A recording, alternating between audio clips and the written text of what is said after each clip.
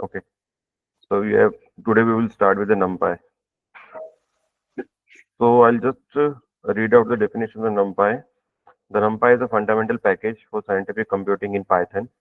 It is basically a scientific package, or you can say it is a library through which we can execute our code. It is a Python library that provide a multi-dimensional array object, various derived objects such as a masked array and the matrices, and a sort of routines for fast operation on array, including the mathematical, logical, shape, sorting techniques, and basic linear algebra, and much more.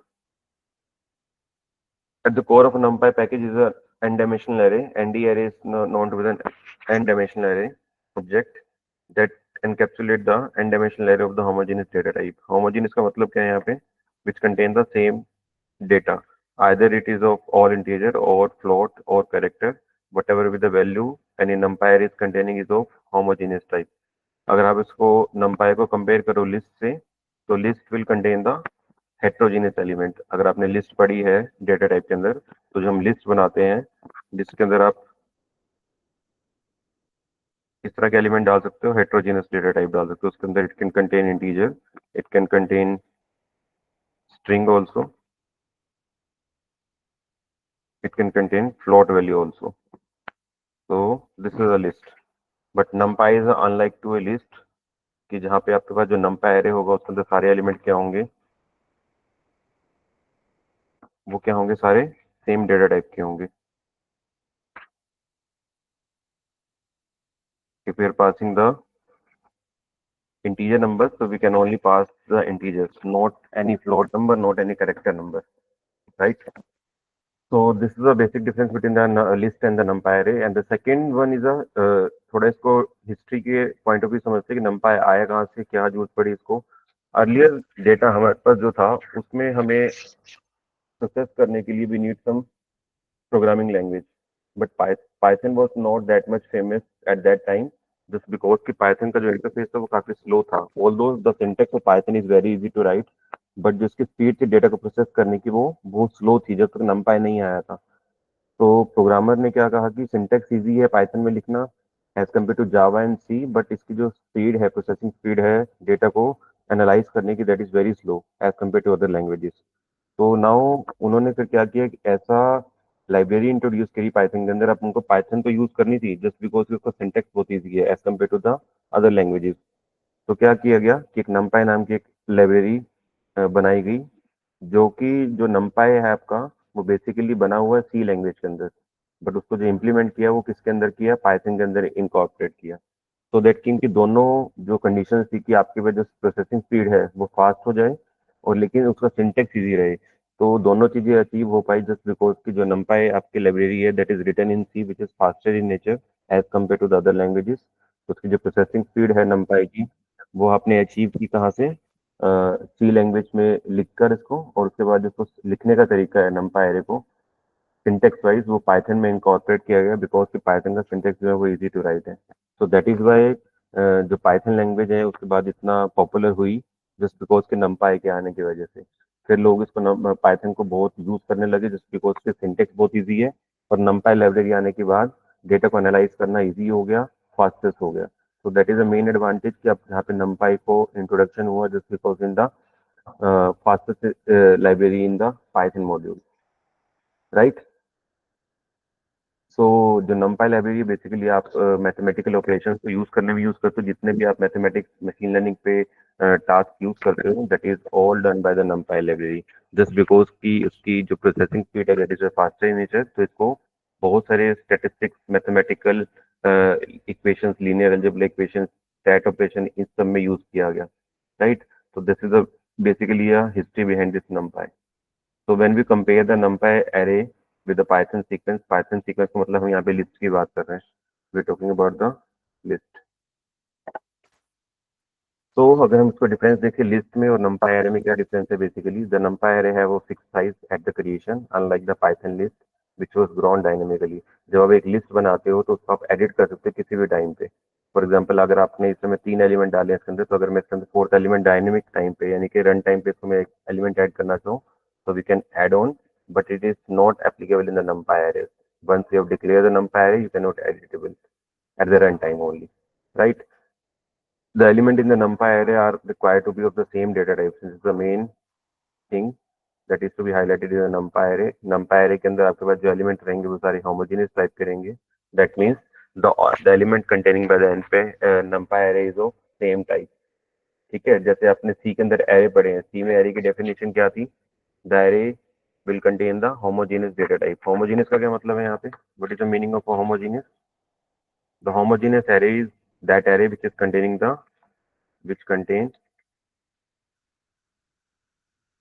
elements of same type.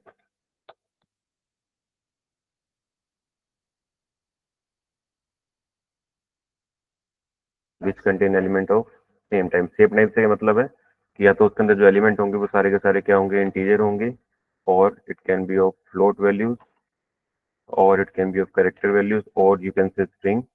Python के अंदर हम strings use करते हैं. It can be boolean, it can be a complex values, and etc. List, tuples, dictionary, these are all other data type in the Python.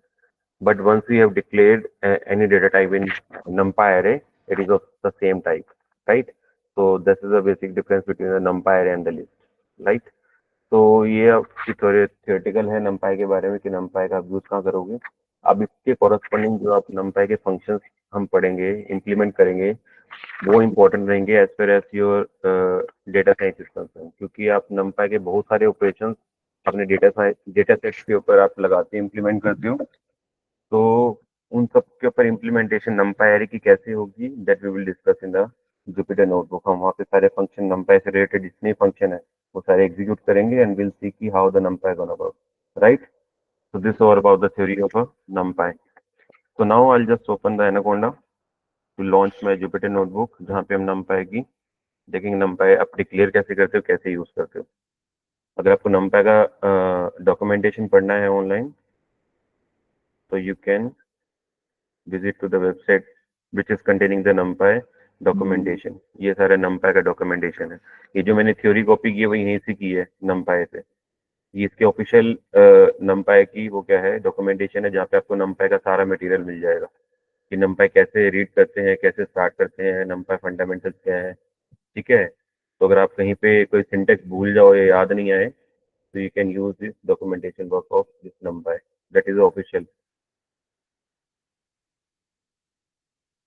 तो will go very slowly, क्योंकि ये syntax ऐसे हैं जो आप बार बार ही अपने डेटा सेट के अंदर यूज करोगे when you are working with the machine learning model. तो वहाँ पे आपको इसको बार बार यूज करना पड़ेगा. तो will go very slowly. I just launch Jupyter notebook from here. सारे लैपटॉप अपना साथ लेके बैठेंगे और साथ साथ करते जाएंगे, है ना. कहीं पे दिक्कत आएगी then will see.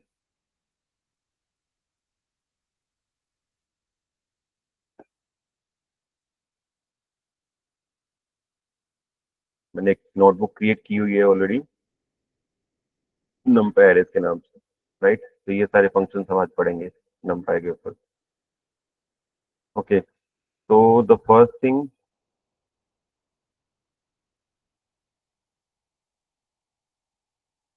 that you should know about before going to the NumPy. सबसे पहले आपको क्या करना है, NumPy लाइब्रेरी को अपने जुपिटर नोटबुक के अंदर क्या करना है, इंस्टॉल करना है.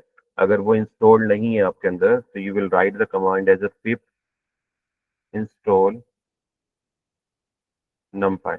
आप ये कमांड लिखोगे to install the NumPy into your Jupyter notebook. इसको आप शिफ्ट एंटर से आप प्रेस करोगे.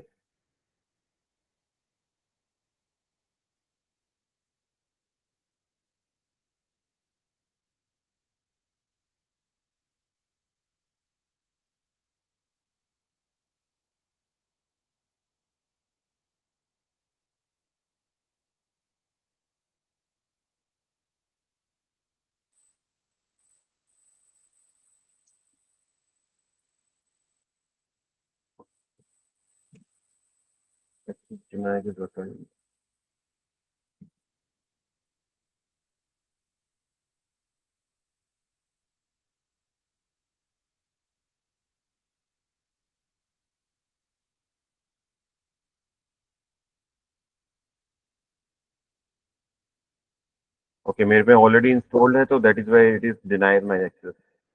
क्योंकि अगर आप इसको इंस्टॉल करना चाहोगे अपनी इसके अंदर, तो you can install by using this command. I have already installed in my Jupyter notebook, that is why it is denied my access, right.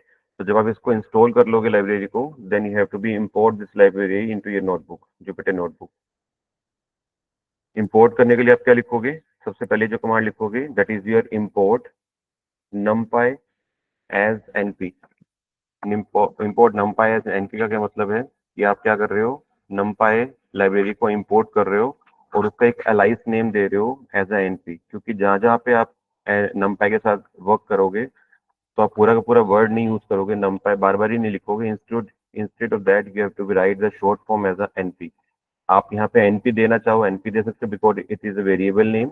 आप यहाँ पे ए बी सी डी देना चाहो वो भी दे सकते हो, it's only up to you. हम यहाँ पे एनपी दे रहे हैं, जस्ट सपोज की we are familiar with the NP word as a, जो आपका एनपी किसको बता रहा है, नमपाई को बता रहा है। It is only just a relatable syntax, right. Otherwise आप यहाँ पे कुछ भी वेरिएबल देना चाहो आप अपने हिसाब से दे सकते हो। इंपोर्ट करने के बाद इसको आप क्या करोगे, रन करोगे। रन करोगे तो देखोगे यहाँ पे आपकी लाइब्रेरी रन होती है, राइट। अब आप क्या कर रहे हो, सबसे पहले 1D एरे क्रिएट कर रहे हो बाय यूजिंग द numpy। तो 1D एरे क्रिएट करने के लिए जो आपने ऑब्जेक्ट बनाया है, दैट इज np डॉट, आप एक एरे बना रहे हो, you have to be write array. Bracket के अंदर हम इसके अंदर पास क्या करते हैं, तो जो numpy एरे आपका क्या एक्सेप्ट करता है, वो एक लिस्ट एक्सेप्ट करता है। और आप लिस्ट कैसे डिक्लेयर करते हैं, in the square bracket, right. इसके अंदर आप लिखोगे 1, 2, 3, 4, जितने आइटम आप देना चाहो एरे के अंदर वो आप दे सकते हो, and you have to be press shift plus enter. Then you will see कि आपके पास जो आउटपुट आई है वो क्या है, एक 1D एरे आया है यहाँ पे, राइट। क्लियर है यहाँ पे सबको? अगर आप इसका 2D बनाना चाहो तो 2D एरे कैसे बना सकते हो? 2D एरे में आप क्या करोगे, आप 2 डायमेंशनल में यहाँ पे 2 ब्रैकेट लगा दोगे बस ओनली। वहां पे आप लिस्ट के अंदर सिंगल ब्रैकेट लगा रहे थे, यहाँ पे क्या लगा दोगे आप, 2 ब्रैकेट्स लगा दोगे, so it is converted into a 2D array. 2D array basically आप कैसे रिप्रेजेंट करते हो, रो और कॉलम की फॉर्म में, राइट। इसका मतलब ये है कि आपके जो 2D एरे है उसके अंदर जो फर्स्ट रो होगी, उसके अंदर क्या आएगा, this is your first row and this your second रो।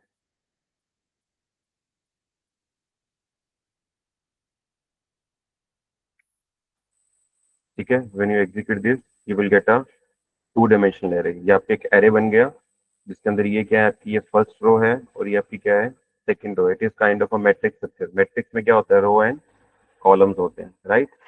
तो this is the way to write a और क्रिएट द 2D एरे। ठीक है, क्लियर है यहाँ तक सबको? आपने क्या करना है, सबसे पहले जो आपने 1D एरे बनाया होगा, एक बार दोबारा देख लेते हैं इसको। 1D एरे कैसे बनाते हो आप, np डॉट एरे, इसके अंदर आप क्या पास करते हो, एक लिस्ट पास करते हो। तो लिस्ट पास करने का तरीका क्या है, आप उसको स्क्वायर ब्रैकेट में देते हो, राइट। अब इसके अंदर लिस्ट के अंदर आप एलिमेंट दे रहे हो 1, 2, 3, 4, जो भी आप एलिमेंट देना चाहते हो, ठीक है। इसका मतलब आप एक लिस्ट के अंदर आप क्या पास कर रहे हो, एलिमेंट पास कर रहे हो, और आप इसको क्या कर दे रहे हो, रन कर दे रहे हो, राइट। जब इसको 2D बनाना चाहोगे तो 2D के अंदर क्या होता है कि आप लिस्ट, पहले एक लिस्ट डिक्लेयर करोगे,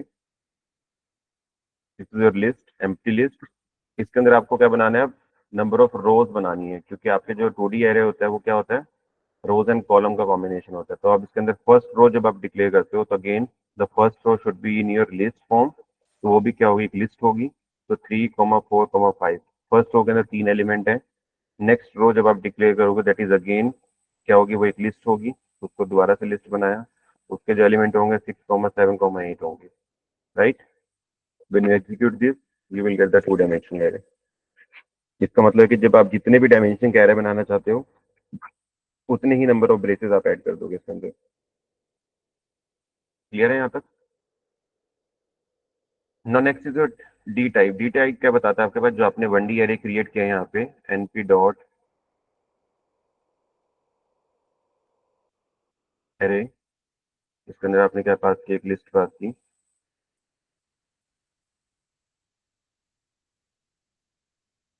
देन यू विल सी कि जो आपके पास जो नंबर आया है, that is a integer number है आपके पास। अगर आप इन्हीं नंबर को यहीं पे बदलना चाहो, अगर आप इसके अंदर क्या करना चाहो, फ्लोट ऐड करना चाहो, आप चाहते हो कि नंबर 1 2 3 आपके फ्लोट नंबर बन जाए, then you have to be, यहाँ पे एक पैरामीटर होता है डी टाइप करके, डी टाइप आप अपनी वैल्यू चेंज कर सकते हो, आप यहाँ पे लिख सकते हो फ्लोट वैल्यू। तो when you run this code, your automatically input जो आपने नंबर्स दिए वो किस में कन्वर्ट हो जाएंगे, आपके फ्लोट में कन्वर्ट हो जाएंगे। देखो 1.1, 2.3 किस में कन्वर्ट हो गया, आपके फ्लोट में कन्वर्ट हो गए। तो when you are converting your data in any data type, तो आप यहाँ पे एक पैरामीटर यूज कर सकते हैं, that is known to be the D type. Clear है यहाँ तक? Now moving to the next is a arrange function. Arrange is a inbuilt function in the numpy library. वो क्या करता है, आपको एक नंबर की लिस्ट जनरेट करके देता है। आपके यहाँ पे अपने नंबर जो दिए वो मैनुअली दिए 1 2 3 4 5 6 7। अगर आप यहाँ पे 100 नंबर देना चाहते हो तो आपका यहाँ पे एक तरीका कि आप इसको मैनुअली यहाँ पे 100 नंबर एंटर करोगे, 4 5 6 7। लेकिन अगर आप एक ही बारी में 100 नंबर जनरेट करना चाहते हो तो you can write the function as a arrange function. उसको कैसे लिखते हैं, अगेन np डॉट अरेंज।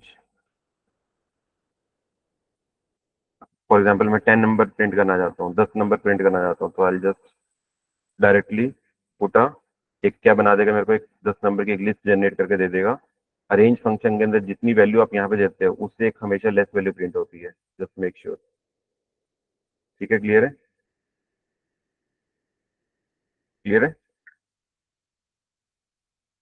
अगर आप चाह रहे हो कि आपके पास एक रेंज के अंदर आप नंबर जनरेट करना चाहते हो कि आपको 10 से लेके 100 के बीच में नंबर जनरेट हो जाए, तो 10 से लेके 100 के बीच में सारे नंबर जनरेट हो गए। अब आप चाहते हो कि इसके अंदर आपको ऑल्टरनेटिव नंबर लेके आने हैं, तो कितना स्टेप साइज आपको देना है वो आप इसको थर्ड पैरामीटर से दे सकते हो। फॉर एग्जाम्पल अगर मैंने यहाँ पे 1 दिया, इसका मतलब है कि ये 1 1 का स्टेप साइज लेगा। 1 1 का मतलब है 10 के बाद 11, 11 के बाद 12, 12 के बाद 13। अगर आप चाहते हो कि ऑल्टरनेटिव नंबर प्रिंट होते हैं, यहाँ पे स्टेप साइज आपको 2 लेना पड़ेगा।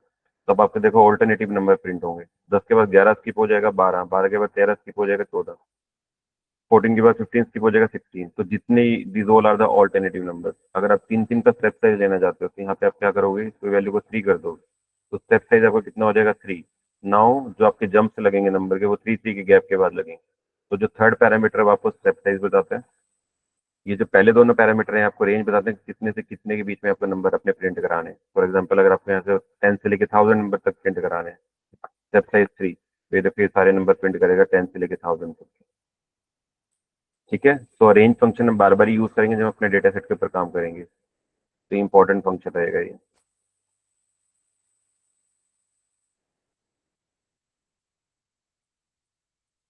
यस, यहाँ तक क्लियर है सबको? यस और नो? यहाँ तक क्लियर है सबको? Yes, sir.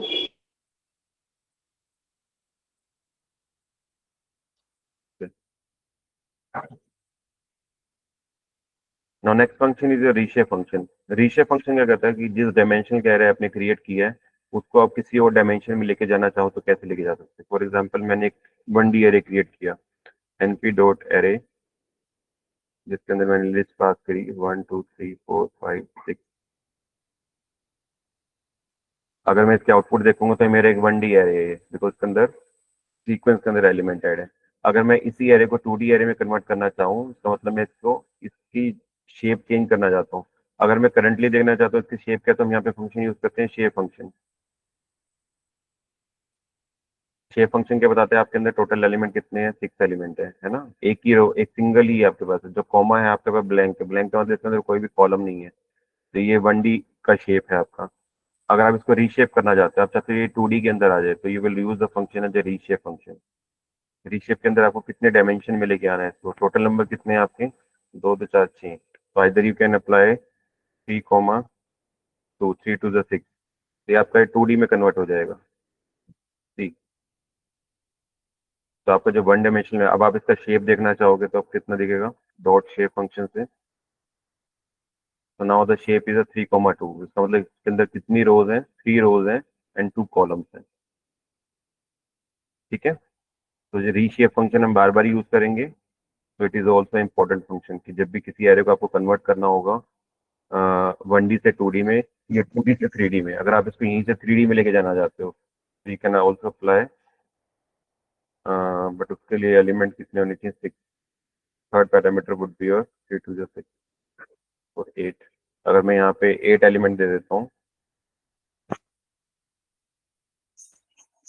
now you will convert it into a 3D shape like a 2 comma 2 comma 2, 2 2 4 2 8, so now it is converted into a 3D array। ठीक है, क्लियर है?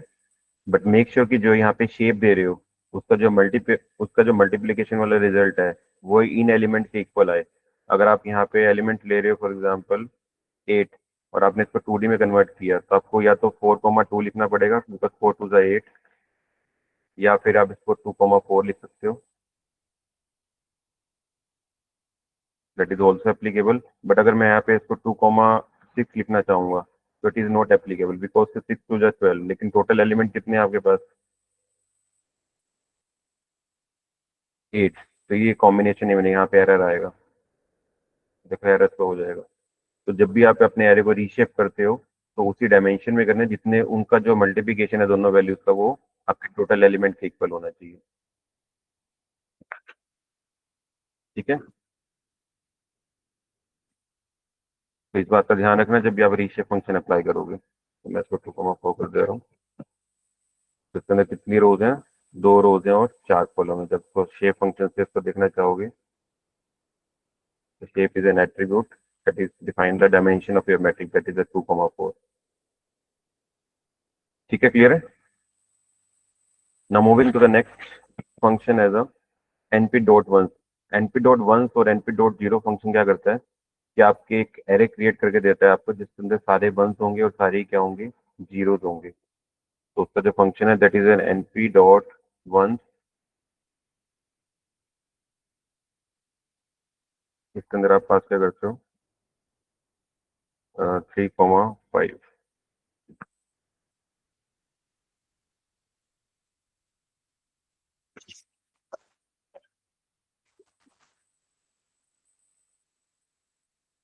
np डॉट वंस है, it will, okay, it is taking as a tuple. ये क्या accept करता है, tuple accept करता है। तो you have to be given this value in the form of tuple. Tuple को आप कैसे डिफाइन करते हो, सिंपल पैरेंथेसिस के अंदर।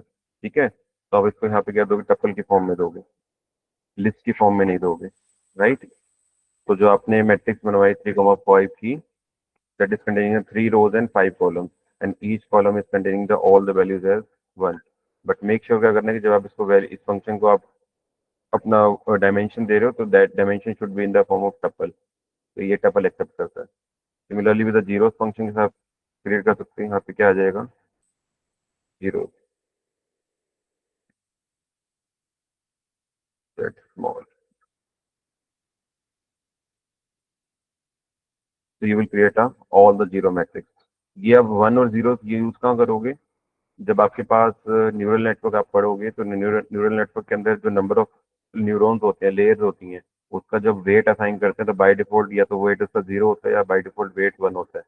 तब आप एक 0 और 1 का एरे क्रिएट करते हैं वहाँ पे। ठीक है, क्लियर है? तो ये एक इंपॉर्टेंट फंक्शन रहेगा नंपाई का जब आप डीप लर्निंग पे जाओगे। क्लियर है यहाँ तक? यस, क्लियर है? ओके, तो now moving to the next function as a random function. Now random function क्या करता है कि अगर आपको कुछ भी रैंडमली वैल्यू जनरेट करानी है, अभी तक हम जो वैल्यू जनरेट कर रहे थे उसका हम सीक्वेंस बता रहे थे। अरेंज फंक्शन के अंदर हमने बताया था कि 10 से लेकर 100 के बीच में सबसे 3 से वैल्यू जनरेट कराओ। लेकिन अगर आप चाहते हो कि आपको कोई डेटा सेट क्रिएट करना है जहाँ पे आपके पास वैल्यू रैंडमली जनरेटेड होनी चाहिए, then you will use the function as a random function. तो आप क्या लिखते हो, np dot random, it will take a another function as a random, जिसके अंदर आप क्या पास करते हो, अगेन टपल पास करते हो, कितनी वैल्यू आपको चाहिए रैंडमली, तो आई पास 3 4। So it will generate a matrix which containing the random value between 3 to 4। ठीक है, और ये इसका साइज क्या है मैट्रिक्स का, 3 4। इसके अंदर 3 rows हैं और कितने 4 columns हैं। तो these are the randomly value generated by the random function. ठीक है, क्लियर है? This all are the floating value. अगर आप इसमें इंटीजर वैल्यू जनरेट कराना चाहो तो एक फंक्शन आता है रैंड इंट करके, I am not sure.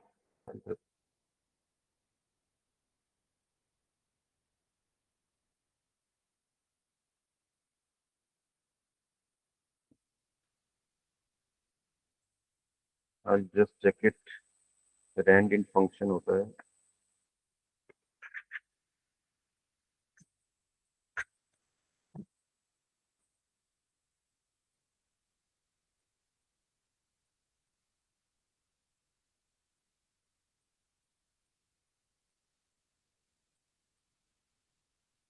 random dot rand int low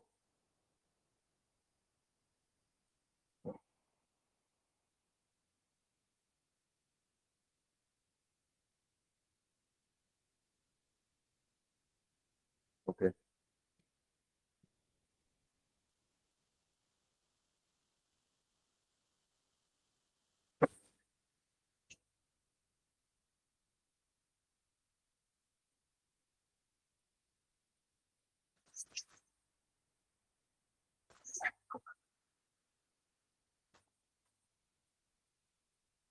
basic integer value generate कर rand int is a function which is the random value which is of the type integer type।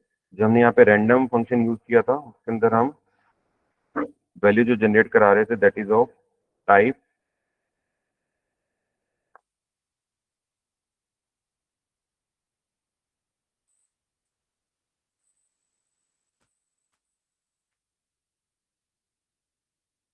in the form of matrix which are the random values, right? The next function is a linspace function।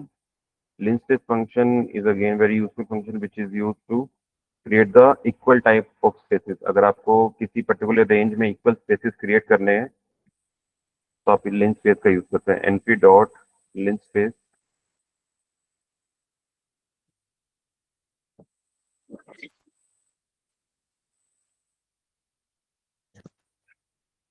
आपने एक range दे दी इसको कि आपको -10 से लेके 10 के बीच में 10 number print कराने हैं।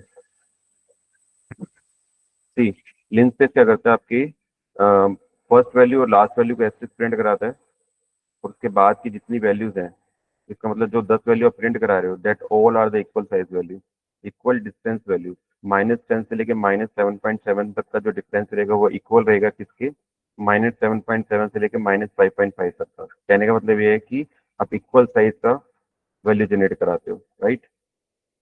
कि आपके पास जो डिस्टेंस रहेगा दो नंबर्स के बीच का वो इक्वल रहेगा, इसके बीच में और इस नंबर के बीच में जो डिफरेंस है वो इक्वल होगा किसके, जब आप इसको और इसको सब्ट्रैक्ट करोगे। सिमिलरली जब आप इसको और इसको सब्ट्रैक्ट करोगे तो इक्वल डिस्टेंस आएगा। इसका मतलब है वो इक्वल डिस्टेंस पे आपके नंबर्स को पॉइंट करता है, including your first number and your last number. ठीक है, तो लिंस्पेस आप काफी जगह यूज करोगे फंक्शन को, that is also important function. Next आता है आपके पास identity function which is use for the identity matrix. That is your identity matrix होते हैं जिसके डायगोनल एलिमेंट सारे क्या होते हैं, वन होते हैं, rest all are zero.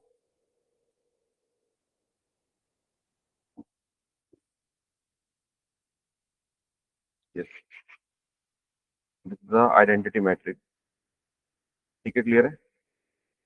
So these are the all inbuilt numpy functions that we have। और भी बहुत सारे हैं, ऐसा नहीं है कि सिर्फ इतने ही हैं, और भी बहुत से। जब इसके डॉक्यूमेंटेशन आप पढ़ोगे तो you have got all this functions. ये सारे फंक्शन numpy से रिलेटेड हैं। बट मेन फंक्शन जो हम डेली लाइफ में डेटा सेट के अंदर ज़्यादा यूज़ करते हैं या जो बार बार यूज़ होते हैं वो फंक्शन यही वाली है जो मैं पढ़ा रहा था। ठीक है, अब आप इसका डॉक्यूमेंटेशन देखोगे numpy के तो बहुत सारे ऐसे आपको फंक्शंस मिल जाएंगे numpy से रिलेटेड, तो आप इनका सबका यूज़ कर सकते हो। किसी को भी ओपन करोगे तो उसके डॉक्यूमेंटेशन के साथ साथ प्रॉपरली देखिए, अगर ये फंक्शन है रैंडम स्टेट फंक्शन तो इसके अंदर इनपुट पैरामीटर कौन कौन से होंगे, उसकी एक्सप्लेनेशन भी दी हुई है यहाँ पे, हर एक पैरामीटर की किस लिए यूज हुआ है, बाय डिफॉल्ट वैल्यू क्या है उसकी, और उसका एग्जाम्पल मिलेगा आपको यहाँ पे, एक एग्जाम्पल मिल जाएगा यहाँ पे। तो अगर आप स्क्रॉल करना चाहो numpy को तो इसके डॉक्यूमेंटेशन भी जाके स्क्रॉल कर सकते स्क्रॉल डाउन कर सकते हो, राइट। तो moving next to the array attribute, जब आप इसके साथ कौन कौन से एट्रीब्यूट नंपाई के साथ यूज होते हैं, just like N dimension. N dimension क्या बताता है आपको, आपके जो एरे है, आपका नंपाई एरे है, उसका डायमेंशन क्या है।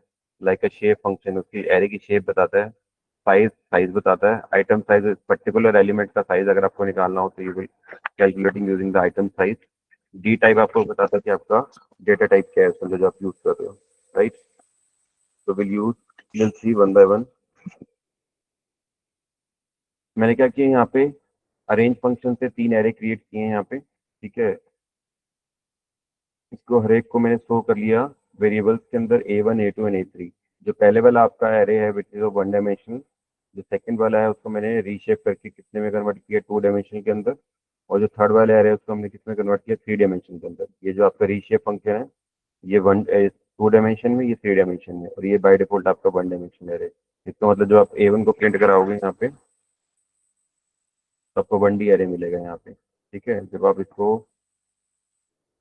अच्छा यहाँ पे देखो, मैंने यहाँ पे ये लिखा है कि इसका जो डेटा टाइप है उसकी मैंने स्पेसिफिक की है। बाय डिफॉल्ट अगर मैं इसको यहाँ पे नहीं लिखूंगा तो इसका जो इंटीजर वैल्यू का जो डेटा होता है वो कितना होता है आपका, 64 बिट्स का होता है,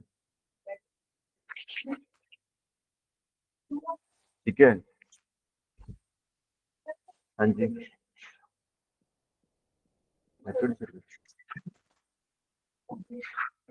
हेलो।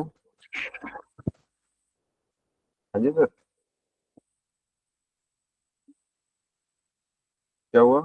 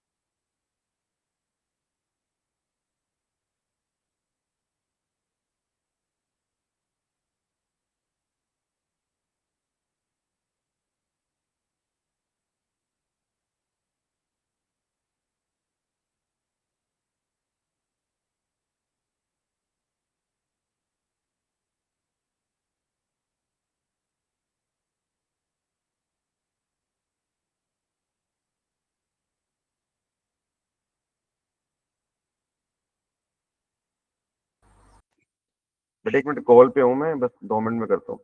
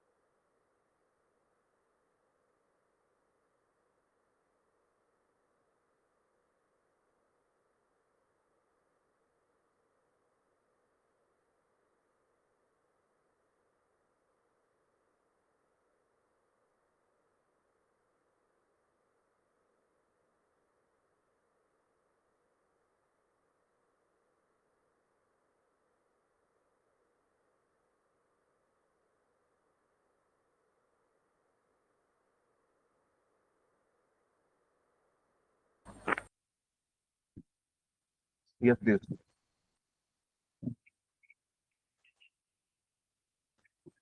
तो we have discuss about the array attributes. मैंने तीन एरेज क्रिएट किए हैं, नंपा arrays A1 A2 A3। A1 के अंदर जो आपके पास नंबर है एरेज के वो वन डायमेंशनल एरे है। A2 के आपके अंदर टू डायमेंशनल है। अच्छा रन करके देख लेते हैं तो हम A2 के अंदर आपके पास 2D एरे है और A3 के अंदर आपके पास 3D एरे है, राइट। तो मैं यहाँ पे बता रहा था कि अगर आप यहाँ पे A1 के अंदर आप देखो तो मैंने यहाँ पे लिखा है D type is equal to integer of 32। अगर मैं यहाँ पे नहीं लिखता हूँ यहाँ पे तो बाय डिफॉल्ट क्या लिखता है वो,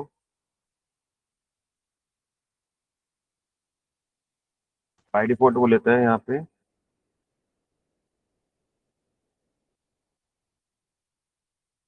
64। तो ये पाइथन के अंदर जो इंटीजर की जो लेंथ है वो बाय डिफॉल्ट वो 64 है। बट अगर आप चाहते हो कि आपका जो नंबर है वो छोटा नंबर है तो आप उसके अंदर मेमोरी को वेस्ट नहीं करोगे कितने बड़े बिट्स के अंदर स्टोर करके। तो आप डायरेक्टली उसको यहाँ पे एक्सप्लिसिटली डिफाइन कर सकते हैं यहाँ पे, ठीक है। डी टाइप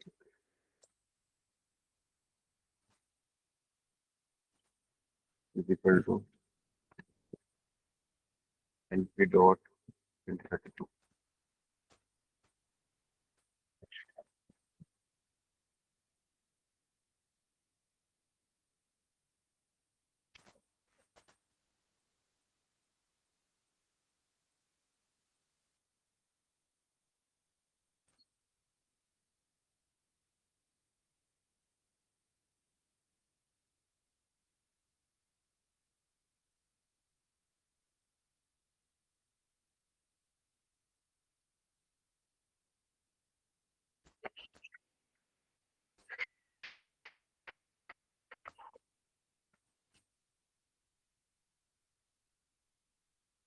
ठीक है। तो अगर आपके पास नंबर छोटा है and if you want to reduce the size of the memory तो एक्सप्लिसिटली आपको यहाँ पे इंटीजर 32 आप स्पेसिफाई कर सकते हो। अदरवाइज बाय डिफॉल्ट उसकी वैल्यू 64 बिट की रहती है इंटीजर। तो the attribute of array we have discuss is N dimension. N dim का मतलब है कि कितने डायमेंशन का आपका जो एरे आपने क्रिएट किया वो कितने डायमेंशन अगर आपको देखना हो। फॉर एग्जांपल अगर आपको A1 देखना हो तो A1 डॉट एन डिम जब आप करोगे you will get the one answer because it is a one dimensional array। अगर आप 2D पे अप्लाई करोगे A2 पे तो it is a two dimensional array. अगर A3 पे अप्लाई करोगे it is a three dimensional array. तो ऐसे अगर आपको अपने एरे की नंपा एरे की डायमेंशन चेक करनी हो तो you will use the attribute as a ending. Next is the shape. अगर आपको अपने एरे की शेप चेक करनी हो कि आपके एरे की जो शेप है वो कितनी है तो you will use the shape function A1 dot shape. देखो कितना दिखा रहा है 10 कोमा, क्योंकि 1D एरे उसके अंदर टोटल एलिमेंट कितने हैं 10 ही हैं, राइट। देखिए इसके अंदर A1 is containing the 10 element तो that is what is showing the 10। अगर मैं A2 की शेप देखना चाहूँ तो A2 की शेप कितनी है 3:4, 3,4। इसका मतलब A2 के अंदर 3 रोज एंड 4 कॉलम का डेटा है। यू विल सी 3 रोज हैं और कितनी है 4 कॉलम्स हैं, ठीक है। तो ये आपको शेप फंक्शन आपको शेप बताता है। अगर आप A3 का देखना चाहो A3 की शेप कितनी है 2,2,2,2। ये 2,2,2 क्या बताता है आपको। अगर आप 2D की बात करो 2D में तो आपको रो और कॉलम बताता है, लेकिन 3D के अंदर ये क्या बता रहा है।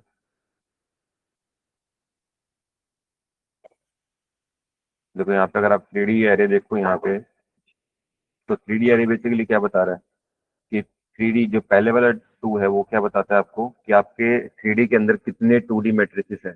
ये एक आपका एक 2D मैट्रिक्स है, एक आपका ये 2D मैट्रिक्स है। तो जो पहले वाला 2 है वो ये बताता है कि नंबर ऑफ 2D मैट्रिक्स कितने हैं आपके 3D के अंदर। तो ये एक ही है और एक ही है, जिसका मतलब पहले वाला 2 बता रहे कि दो 2D मैट्रिक्स है। अब उन जो दो 2D मैट्रिक्स आप यूज कर रहे हो उसका जो साइज है वो कितना है, इसके अंदर रोज कितनी और कॉलम्स कितने हैं। ये 2x2 की मैट्रिक्स है, ये भी 2x2 की मैट्रिक्स है। तो ये वाले जो नेक्स्ट 2 और 2 बताते हैं वो डायमेंशन बताते हैं आपके अंदर के 2D मैट्रिक्स के। तो इसको ऐसे इंटरप्रेट किया जाता है the first two will tell कितने 2D एरे आप यूज कर रहे हो अपने 3D डायमेंशन के अंदर और उसके अंदर जो 2D एरे यूज कर रहे हो उसके खुद के डायमेंशन कितने, दैट इज अ 2:2। ठीक है। साइज बताते हैं आपको कि टोटल एलिमेंट कितने आपके एरे के अंदर। फॉर एग्जाम्पल A1 डॉट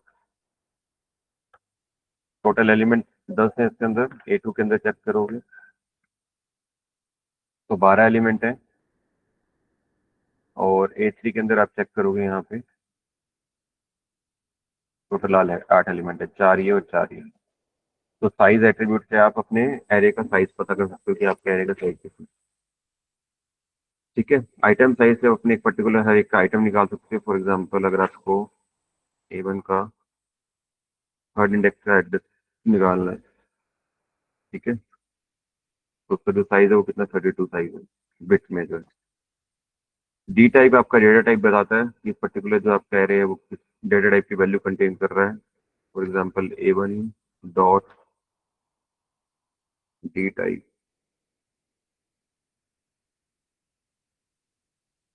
तो उसके अंदर जो आपका जो डेटा टाइप है उसका वो इंटीजर टाइप का है और लेंथ 32 बिट। अगर आप A2 का चेक करोगे तो बाय डिफॉल्ट वो 64 दिखाएगा। यस, फ्लोट टाइप का एरे आपका 64 बिट्स का है। ठीक है, क्लियर है। अगर अपने यहाँ पे मैंने यहाँ पे क्या किया, उसका डेटा चेंज किया हुआ दैट इज फ्लोट, अगर मैं यहाँ से हटा दूंगा तो बाय डिफॉल्ट वो किस पे आ जाएगा, इंटीजर में। अगर आप ये इसका टाइप चेक करोगे तो क्या आएगा, इंटीजर 64 आएगा।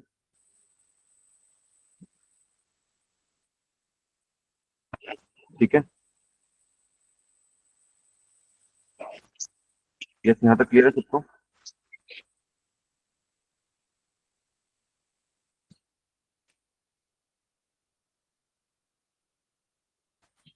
नेक्स्ट आपके पास अगर आपको डेटा टाइप चेंज करना हो तब आप एक फंक्शन यूज करते हो as type function. For example अगर आपका जो थर्ड एरे था वो आपका किस टाइप का था, यहाँ पे 83 5 64 का, अगर आपको 32 में कन्वर्ट करना है थर्ड वाले को तो आप यहाँ पे डायरेक्टली फंक्शन यूज कर सकते हो एज टाइप फंक्शन।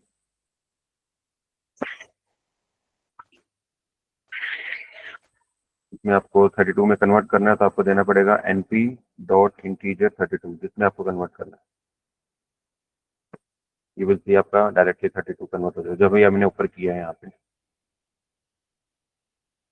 ठीक है, नेक्स्ट आता है आपके पास एरे के ऊपर कौन कौन से ऑपरेशन परफॉर्म कर सकते हो। दो तरह के ऑपरेशन परफॉर्म कर सकते हैं हम, स्केलर ऑपरेशन और वेक्टर ऑपरेशन। स्केलर ऑपरेशन जिसके ऊपर आप सिंगल वैल्यू ऑपरेट करते हो। फॉर एग्जांपल मैंने यहाँ पे दो एरेज बनाए हैं A1 और A2, again which is both are of the type 2D array, क्योंकि इनकी जो शेप है वो 3x4 की है। अरेंज फंक्शन से मैंने फंक्शन को कॉल करके यहाँ पे डायरेक्टली क्या किया है, दो मैट्रिसेस बना ली रो एंड फॉर्म की फॉर्म में। अब अगर इस मैट्रिक्स के अंदर मैं हर एक एलिमेंट को ऐड करना चाहूँ या सब्ट्रैक्ट करना चाहूँ या इसको मल्टीप्लाई कराना चाहूँ किसी स्केलर वैल्यू से, तो I can do this. Like for example मैं यहाँ पे A1 को मल्टीप्लाई कर दे रहा हूँ किससे, 2 से।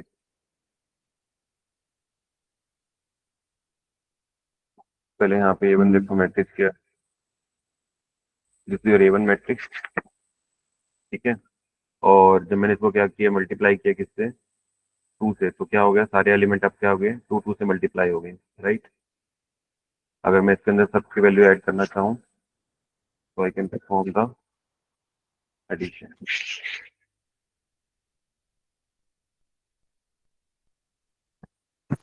ठीक है, मेरे लिए अगर आप A2 में कुछ करना चाहो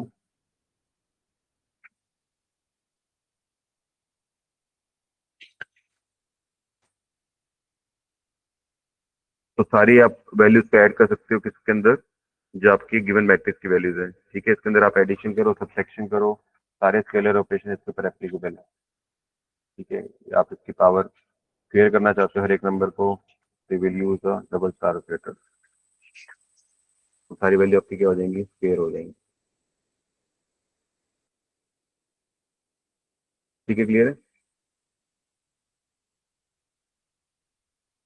रिलेशनल ऑपरेटर आपको क्या बताता है कि आपकी जो वैल्यू है वो ट्रू है या फॉल्स है।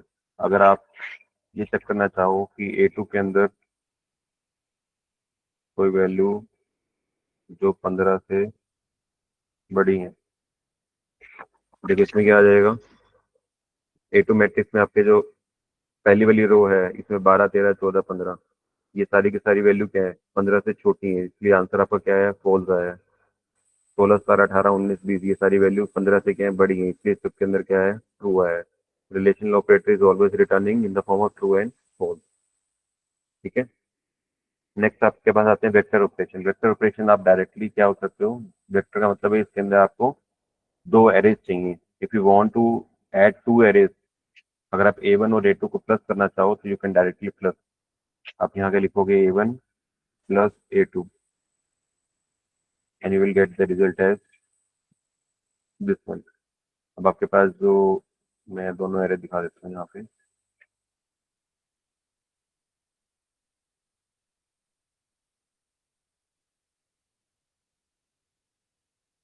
ये आपके पास पहले वाला एरे है, ये आपके पास सेकंड एरे है, दैट इज A2 एरे। जब आप इन दोनों के पास एडिशन परफॉर्म करना चाहो तो you can directly add them. ठीक है, देखो ये 13 था प्लस 1 14 होना चाहिए, तो यहाँ पे आपने क्या किया, द आंसर वुड बी 14। तो आप डायरेक्टली इसके ऊपर अगर वेक्टर ऑपरेशन अप्लाई करना चाहो तो आप इजीली कर सकते हो। ठीक है। नेक्स्ट आता है आपके पास एरे के अंदर कौन कौन से फंक्शंस हैं जो आपके इनबिल्ट फंक्शंस हैं numpy के। Again the function would be max, minimum, sum and product.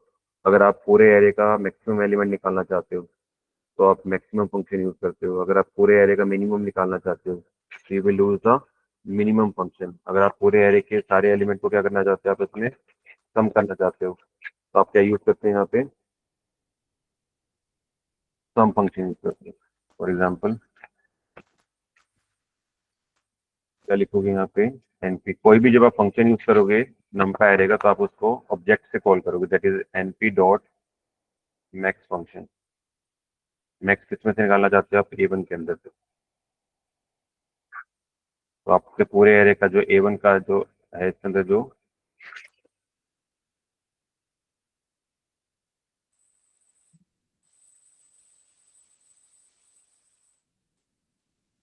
Answer गलत बता रहा है।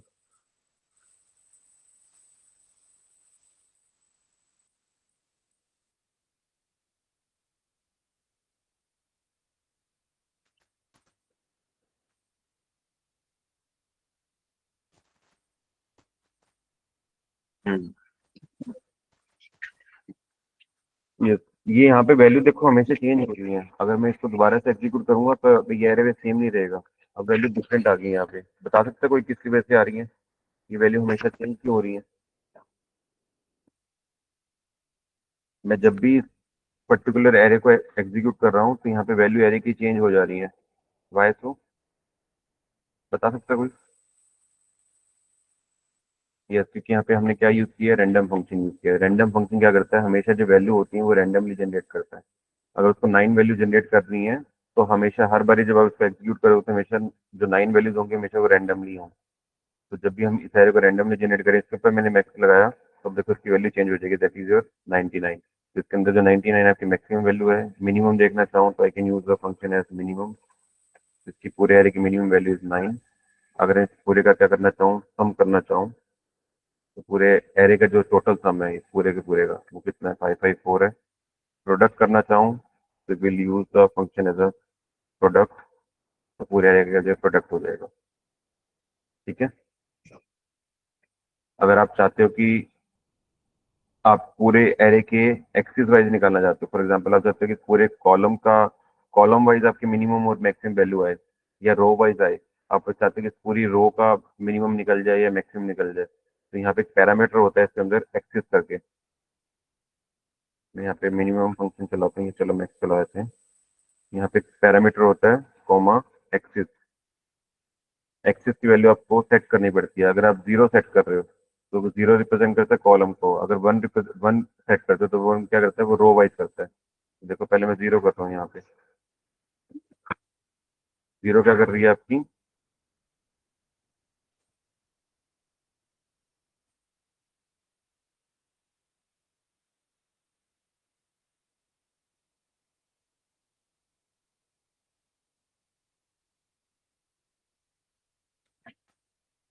ये जीरो क्या कर रहा है आपको, कॉलम वाइज आपका मैक्सिमम निकाल के दे रहा है। इस पूरे कॉलम में 99, 9 और 96 के अंदर आपका मैक्सिमम एलिमेंट क्या 99, 23, 62, 71 में मैक्सिमम एलिमेंट क्या है आपका 71, 98, 33, 63 में मैक्सिमम एलिमेंट क्या है आपका 98।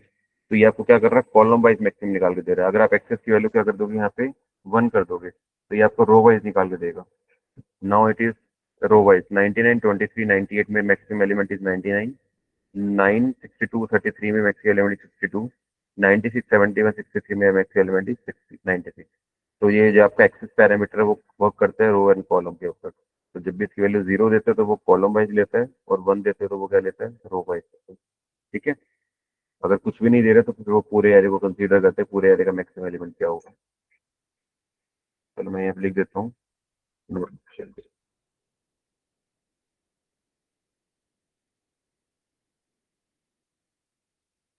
सिमिलरली जो आपके फंक्शन है mean, median, mod, standard deviation, variance निकालने की, सिमिलरली आप ये भी ऐसे एग्जीक्यूट करते हैं, एनपी डॉट मीन A1। तो पूरे आपके जो मैट्रिक्स है इसके जो सब पूरे का जो एवरेज वैल्यू यानी मीन वैल्यू है वो यहाँ पे आ जाएगा। मीडियन चेक करना हो तो you will use the function as a median.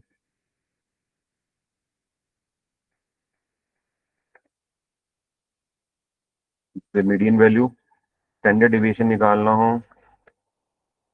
तो you will use the function as STD, this is standard deviation. VAR stand for variance of a data. Variance क्या बताता है, डेटा का स्प्रेड बताता है। जब आप स्टैट्स पढ़ोगे या जिन्होंने पढ़ी हुई है स्टैट्स उनको पता होगा कि डेटा का वेरिएंस का मतलब है कि डेटा कितना फैला हुआ है आपका। तो that is a variance of a data. ठीक है। सिमिलरली ट्रिग्नोमेट्रिक फंक्शन आप यूज कर सकते हैं, बहुत कम यूज होते हैं। For example NP dot sine की वैल्यू निकालनी है आपको सारे मैट्रिक्स की, you will use a sine function कि साइन 99 कितना होगा, साइन 23 कितना होगा, साइन 98 कितना होगा। ये आपको साइन फंक्शन ऐसे साइन कोसाइन थीटा जितने भी आपके ट्रिग्नोमेट्रिक फंक्शन होते हैं वो सबकी वैल्यू निकाल के दे देता है। ठीक है। ऑल दे बहुत कम यूज होगा function. Similarly log and exponent value, NP dot XP A1। तो ये सारी आपकी एक्सपोनेंट वैल्यू निकाल के दे दी आपने पूरे मैट्रिक्स की आप। ठीक है। तो these are the some of the array function that you can directly apply. इसमें तो जो हम ज्यादा यूज करेंगे एक तो मीन मीडियन वाला यूज करेंगे, मैक्सिमम मिनिमम वाला यूज करेंगे। ये वाला भी बहुत कम यूज होगा, ये भी ये लॉजिस्टिक रिग्रेशन में यूज होता फंक्शन एक्सपोनेंट फंक्शन। ठीक है। नेक्स्ट आता है आपके पास इंडेक्सिंग एंड स्लाइसिंग। ये इंपॉर्टेंट है कि अब आप अपने एलिमेंट को कैसे इंडेक्सिंग के थ्रू एक्सेस कर सकते हो और कैसे स्लाइसिंग के थ्रू यूज कर सकते हो। तो सबसे पहले देखो इंडेक्सिंग क्या है। जब भी आप एरे लिखते हो तो हर एक उसके कॉरेस्पॉन्डिंग इंडेक्स नंबर होता है। फॉर एग्जांपल अगर आपने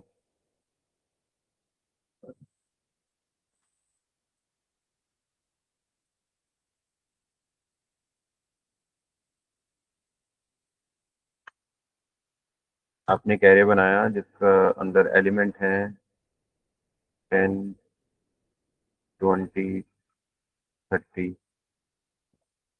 ठीक है। तो इंडेक्सिंग क्या होंगे इसके, बाय डिफॉल्ट जो पाइथन के अंदर इंडेक्सिंग होती है वो हमेशा 0 से स्टार्ट होती है। तो दिस 0 इंडेक्स, ये 1 इंडेक्स, ये 2 इंडेक्स।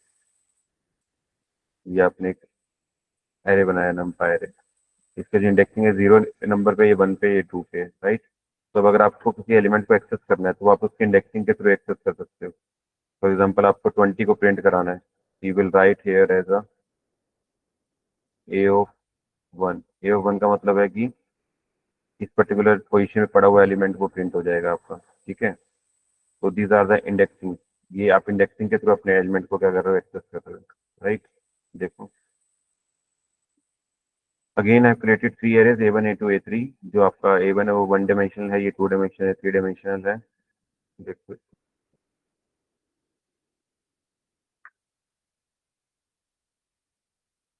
ये 1D एरे है, ये आपका 2D एरे है, ये आपका 3D एरे, राइट। अब पहले 1D पे देखते हैं 1D पे कैसे होगा। आपके पास ये 1D एरे है, if you want to print कि आपको यहाँ पे 3 प्रिंट कराना है तो आप क्या करोगे, A1 3 का इंडेक्स नंबर क्या है? 0 1 2 3, इसका इंडेक्स नंबर इज 3। तो क्या प्रिंट हो जाएगा? 3 प्रिंट हो जाएगा। ठीक है, इसको आप प्रिंट के अंदर लिख लो,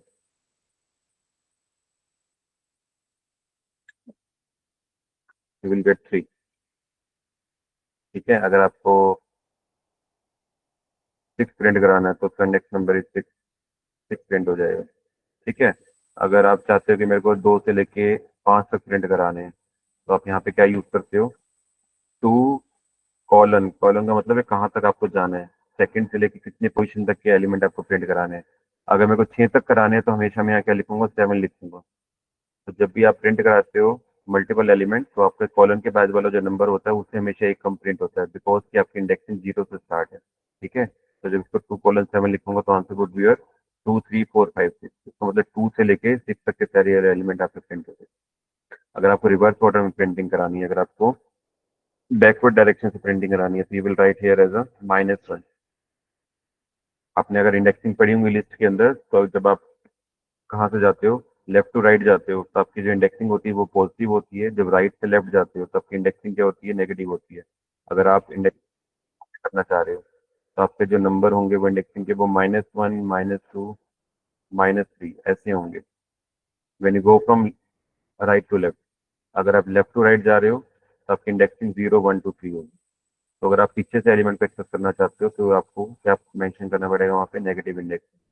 तो अगर मैं यहाँ पे लिखूंगा -1, तो कौन सा नंबर प्रिंट होगा आपका? सबसे लास्ट वाला, दैट इज योर 9। ठीक है, तो this is the concept of negative indexing, कि अगर आप पीछे से नंबर को प्रिंट करना चाह रहे हो। ठीक है, क्लियर है? अगर आप चाहते हो कि सारे एलिमेंट आपके प्रिंट हो जाएं फर्स्ट पोजीशन से, आपको 1 से लेके सारे एलिमेंट प्रिंट करने हैं, you have to write here कहाँ से चलना है आपको? 1 से चलना है, और कहाँ तक के सारे लास्ट एलिमेंट। तो सारे को कैसे लिखते हैं? या तो आप कॉलन के बाद ब्लैंक छोड़ दो, ब्लैंक का मतलब है कि 1 के बाद वाले जितने एलिमेंट है वो सारे प्रिंट हो जाएंगे।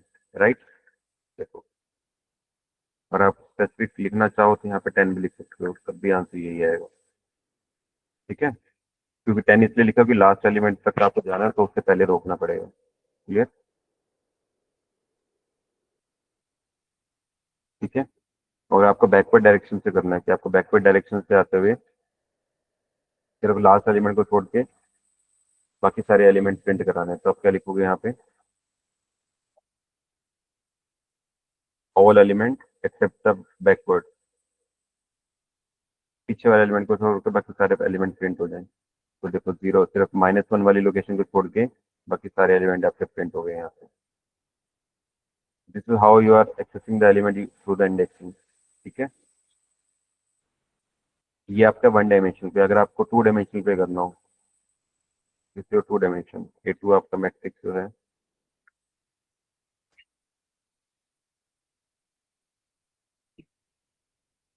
तो इसमें कैसे करोगे? इसमें क्या करते हैं हम यहाँ पे, जब हम किसी एलिमेंट को एक्सेस करते हैं तो हम सबसे पहले कॉमा से सेपरेट कर देते हैं। कॉमा को सेपरेट करने का मतलब है, कॉमा से पहले आप बताते हो कि और उसका रो नंबर क्या है, और कॉलम, कॉमा के बाद बताते हो कि कॉलम नंबर क्या है।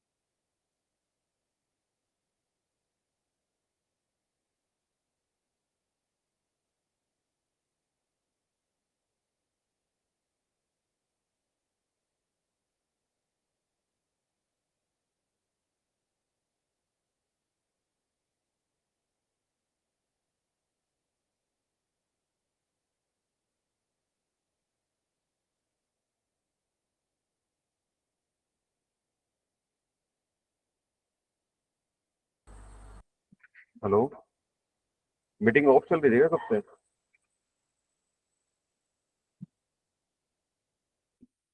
सर चल ही नहीं रही थी।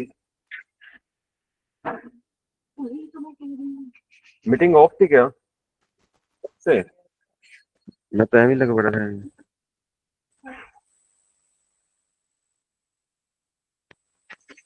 कब से मीटिंग ऑफ थी Prince? I was not aware कि मीटिंग ऑफ हो चुकी है। कब तक किया था? तो मैं कभी हुई है? 5 मिनट पहले ये है आपकी लाइटिंग। लास्ट कहाँ तक किया था प्रिंस, जब मीटिंग ऑफ हो गई थी? शुरू की थी जब? करनी है इंडेक्सिंग का कोई तो आपका ये डे आप भेजी कितने अच्छी डे अब तो है दोबारा। मेरे को लगा मेरा ओके तो बंदे ही 22 रह गए इसमें।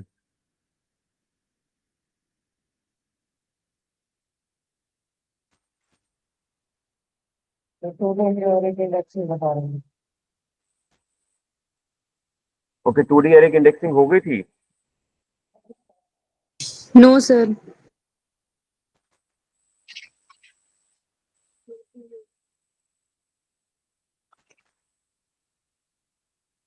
अच्छा, हम तो ड्राइंग करती हो गई बहन। चलो फिर मेरे को बताते हैं, मैं तो पढ़ाया जा रहा था अभी, मैं तो लास्ट तक पहुंच गया था पढ़ाते पढ़ाते। आई वॉज नॉट अवेयर की क्लास ऑफ हो चुकी है। एनी हाउ, चलो मैं स्क्रीन शेयर कर रहा हूँ दोबारा से।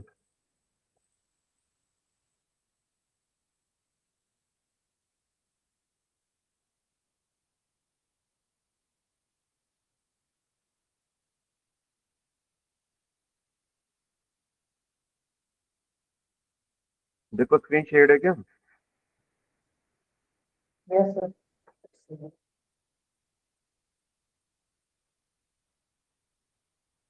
2D एरे की वो कर ली थी हमने इंडेक्सिंग।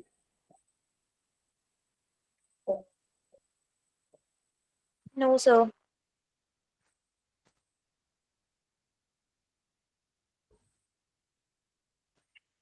ये वाला पार्ट नहीं हुआ था, ये वाला?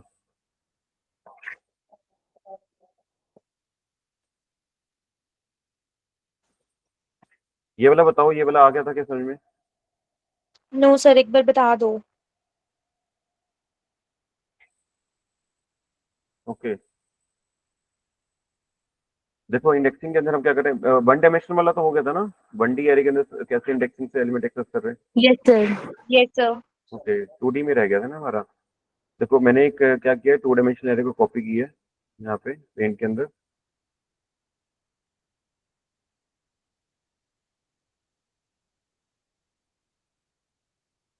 हम्म,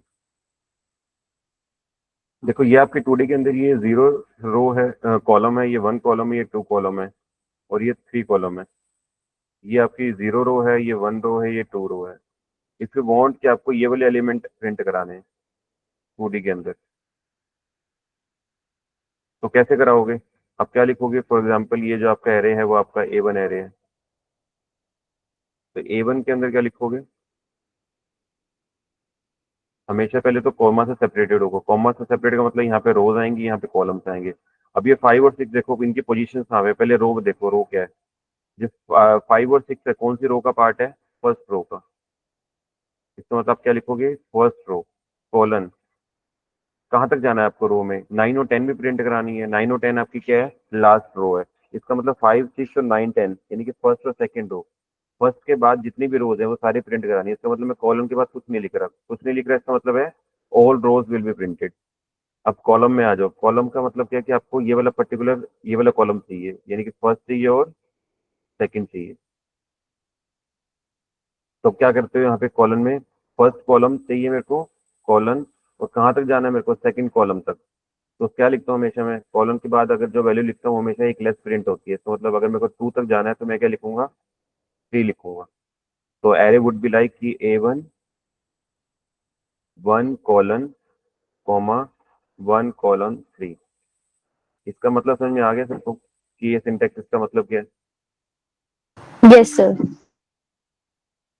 ठीक है, क्लियर है। तो क्या प्रिंट होगा? 5, 6 एंड 9, 10 प्रिंट होगा। अगर आपको प्रिंट कराना है 6, 7, 9, 10, आप क्या लिखोगे? अगर आपको ये वाली चीज प्रिंट करानी है 6, 7, 6, 7, 10 और 11, तब क्या लिखोगे? ए ब्रैकेट, देखो 6, 7 और 10 और 11 कौन सी रो में है? फर्स्ट रो में है, उसके बाद सारी रोज आ जाए, कॉमा, कॉलम कौन सा है? ये सेकंड कॉलम और ये क्या है? Third column. इसका मतलब सेकंड के बाद सारे कॉलम आ जाए, तो 2 के बाद सारे कॉलम आ जाए। तो जब इस तरह से लिखोगे तो क्या प्रिंट होगा? 6, 7, 10, 11। समझ में आ गया? देखो यही आपने किया है। अगर आपको 6, 7, 10, 11 प्रिंट कराना है तो क्या लिखोगे? वन कॉलन ऑल रोज, और वन के इसके बाद ये 6 कौन सा है आपका? सेकंड के अंदर है, ये कॉलम 1, कॉलम 0, कॉलम 1, कॉलम 2, यानी कि 2 के बाद सारे आ जाए।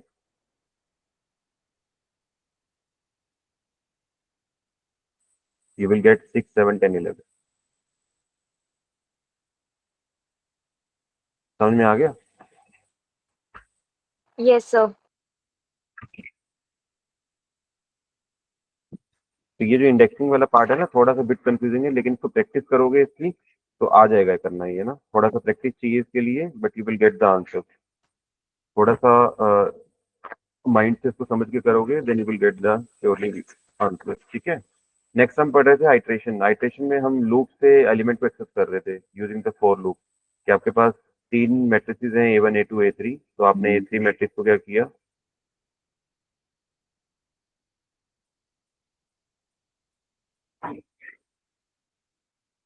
आपने सारी मैट्रिसेस को रीड करने यूजिंग द फॉर लूप। ठीक है, तो मैं क्या कर रहा हूँ, फॉर आई इन पहले A1 मैट्रिक्स।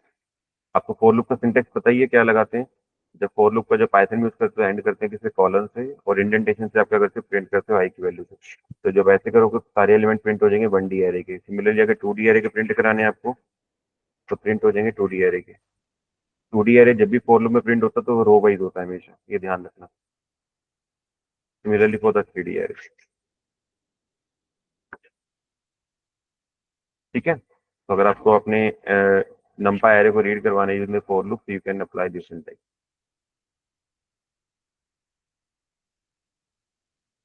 नेक्स्ट के बाद हम पढ़ रहे हैं कि रीशेपिंग फंक्शन क्या होते हैं। तो रीशेपिंग फंक्शन में हम पहला फंक्शन यूज कर रहे हैं ट्रांसपोज फंक्शन। तो ट्रांसपोज फंक्शन हम जब अप्लाई कर रहे थे, तो ट्रांसपोज का मतलब है कि रो कॉलम में चेंज हो जाए, कॉलम रो में चेंज हो जाए। तो जब मैंने ए टू मैट्रिक्स को अप्लाई किया, तो this matrix is your 2D matrix. तो इसको रो और कॉलम में कन्वर्ट करने के लिए वी यूज ट्रांसपोज फंक्शन। तो इसको लगा रहे तो एक एरर आ रहा था, आई थिंक वो सिंटेक्स की वजह से या किसी वजह से।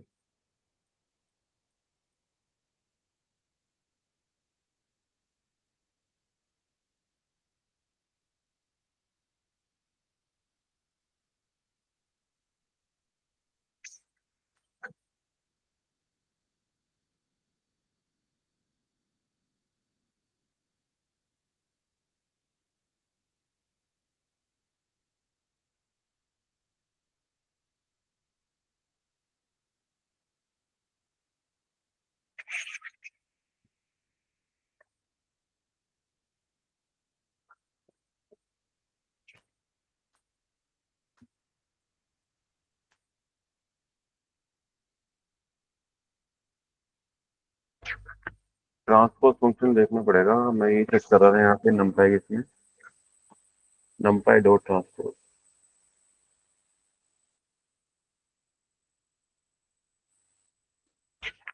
ओके, एनपी के साथ चीज हो गई।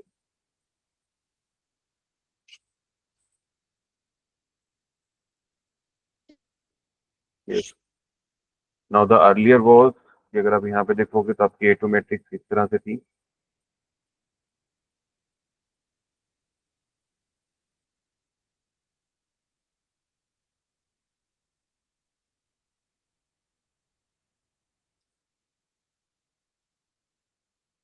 तो जितने आपके रोज थी वो कॉलम में कन्वर्ट हो गए, जो कॉलम थे आपके वो रोज में कन्वर्ट हो गई। इसका मतलब अगर आपकी जो शेप थी वो 3:4 थी, तो अब वो कितनी होगी? 4:3 होगी। ठीक है, क्लियर है?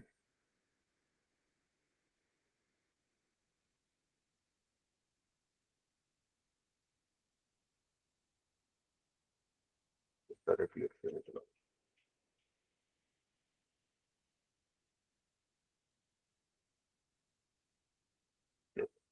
पहले आपकी जो शेप थी एरे की वो कितनी थी, 3:4 थी। After transpose it would become 4:3। ठीक है। इसके बाद रेबल फंक्शन आता है, सबसे इंटरेस्टिंग फंक्शन है ये, आप बहुत बार यूज करोगे इसको। रेबल फंक्शन क्या करता है कि आपको हाई डायमेंशन डेटा को लोअर डायमेंशन में ले आता है। अगर आपके पास कोई एक ऐसा एरे है जिसको आप 2D में है वो, और आप उसको कन्वर्ट करना किसके अंदर, 1D के अंदर, या फिर यस ऑब्वियसली रिड्यूस आप 1D में ही कर सकते हो उसको। तो आप कौन सा फंक्शन यूज करते हो, रेबल फंक्शन यूज करते हो। रेबल फंक्शन मैंने बताया कि क्या करते हैं, आपके हाई डायमेंशन डेटा को लोअर डायमेंशन में ले आता है। ठीक है। फॉर एग्जांपल आपके पास यही एक ले लेते हैं, कंट्रोल-C।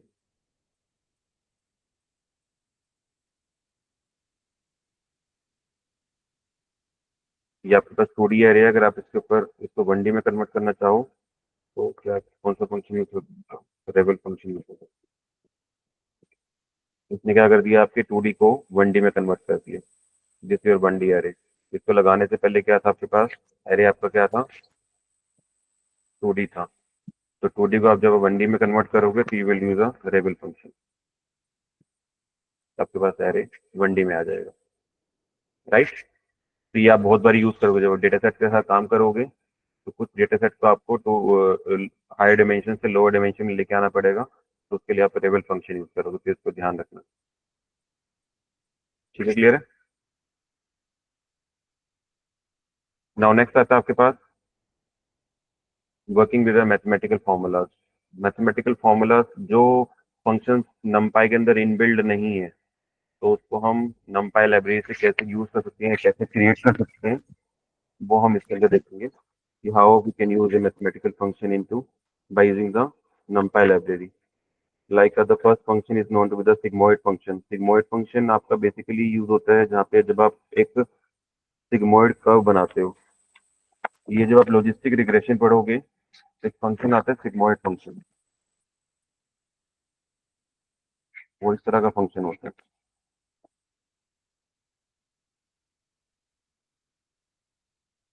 ये फंक्शन है आपके पास सिग्मोइड फंक्शन, इसका जो फॉर्मूला होता है वो यही होता है 1/1 प्लस ई रेज़ पावर माइनस एक्स, और इसका जो ग्राफ होता है this is a graph of a sigmoid function. तो ऐसे फंक्शन जो नमपाई के अंदर इनबिल्ड नहीं है, तो आप उसको खुद से क्रिएट कर सकते हैं bye using the नमपाई library.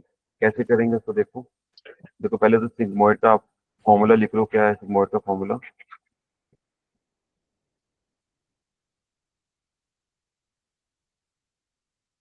Sigmoid S of X will be equal to 1/1 plus E raise power minus x.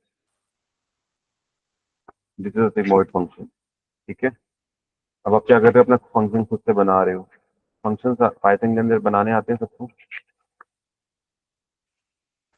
तो मैं एक फंक्शन डिफाइन कर रहा हूँ किसके नाम से, सिग्मोइड के नाम से। तो मैं फंक्शन के लिए डेफ फंक्शन यूज करते हैं हम। Def is a keyword which is used to define the function in Python. I'll make a function as a sigmoid.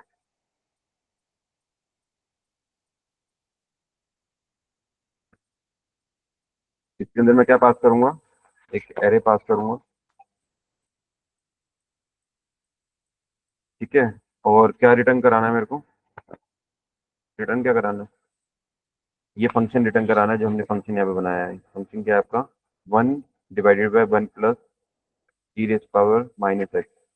तो फंक्शन को कैसे लिखोगे, 1/1 प्लस, अब ई रेज पावर के लिए हमने कौन सा फंक्शन पढ़ा था ऊपर, यहाँ पे हमने फंक्शन पढ़े थे, एक एक्सपोनेंशियल करके फंक्शन पढ़ा था यहाँ पे। यस, अगर आपको किसी का एक्सपोनेंट निकालना हो तो will use a function as a NP dot exponent. ठीक है। तो वही फंक्शन मैं यहाँ पे यूज कर रहा हूँ, ई प्लस एक्सपोनेंट ऑफ किसका, माइनस एक्स। माइनस एक्स कौन सी वैल्यू है जो हमने यहाँ पे एरे पास की है। ठीक है। माइनस एक्स वो वैल्यू है, एक एक पॉइंट को उठाएगा एरे के और उसको यहाँ पे इसकी वैल्यू कैलकुलेट करेगा, but the value should be in the negative form. इसके लिए मैं क्या ले रहा हूँ यहाँ पे, एरे वैल्यू। ठीक है। अब क्या कर रहा हूँ मैं यहाँ पे, फंक्शंस को कॉल करते हैं। फंक्शन कॉलिंग से पहले मेरे को एक एरे क्रिएट करना पड़ेगा। For example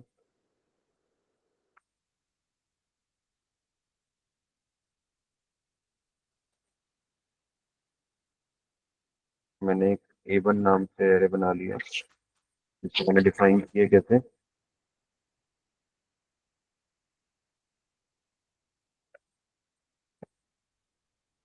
np dot arrange function से कितनी वैल्यू हम ले लेते हैं, 100 वैल्यू ले लेते हैं।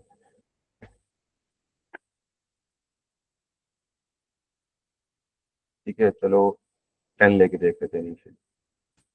तो मैंने क्या कर दिया, इसको फंक्शन को कॉल करना है, function name is sigmoid function.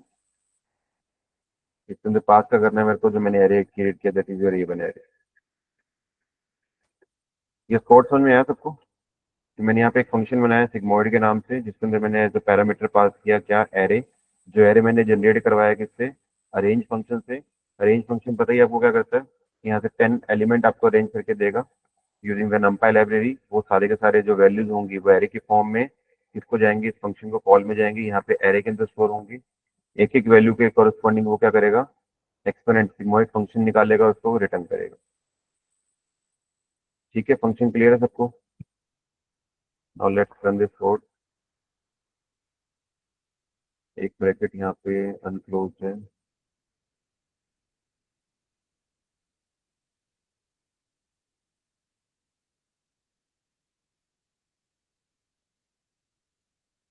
One plus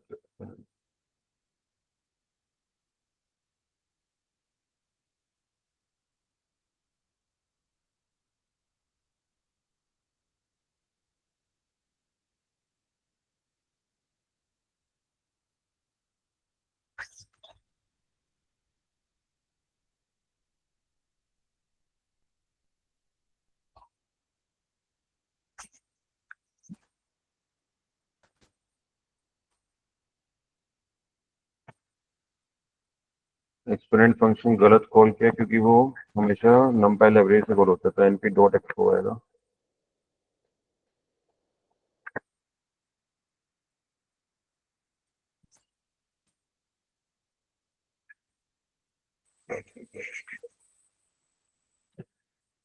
you will get the, कितने नंबर्स मिलेंगे आपको, कितने का एरे पास किया था हमने, 10 का, तो कितने सिग्मोइड पॉइंट आपके पास आएंगे, वो 10 पॉइंट्स का एक लिस्ट बन के आ जाएगी।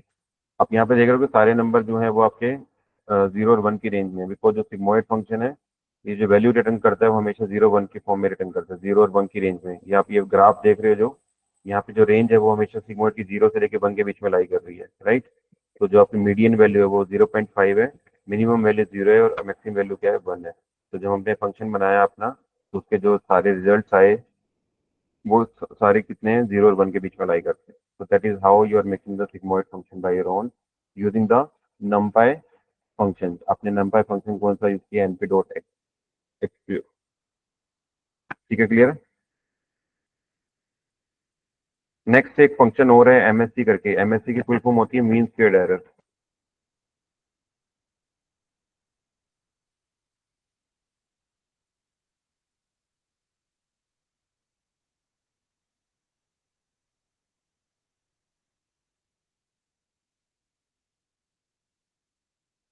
रिकॉर्डिंग नहीं चाहती हूँ।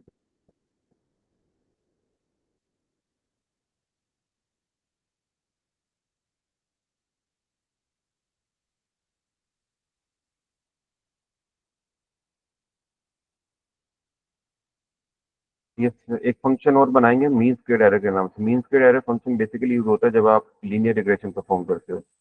MSC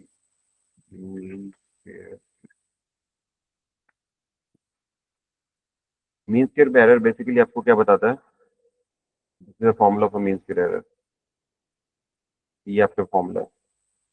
यहाँ पे जो वाई आई है और ये जो वाई आई हेड देख रहे हो, इसके अंदर दो वैल्यूज होती हैं, एक होती है एक्चुअल वैल्यू, एक होती है प्रिडिक्टेड वैल्यू। तो बेसिकली जो MSC है, आपको एक एरर रेट है कि आपके पास जो एक्चुअल वैल्यू कितनी थी और आपके मॉडल ने कितनी प्रिडिक्ट की है, उसके बीच का जो डिफरेंस है दैट इज एरर। और ये आप हर पॉइंट के लिए निकालते हो। फॉर एग्जाम्पल, आपके पास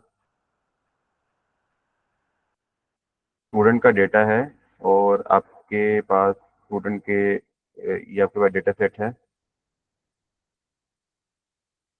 स्टूडेंट का थोड़ा एक्सपीरियंस लेते हैं, एक तो कॉलम, एक आपके पास एम्प्लॉय का एक्सपीरियंस है, उसके बेस पे आप उसकी क्या निकाल रहे हो, सैलरी निकाल रहे हो। ये आपके पास डेटा सेट है इस तरह। आपका एक्सपीरियंस आपके पास 5 साल है, 2 साल है, 6 साल है, 7 साल है।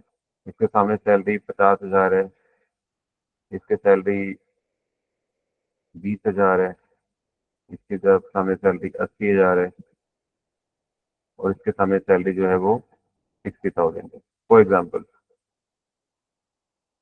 ये आपके पास एक्चुअल डेटा है।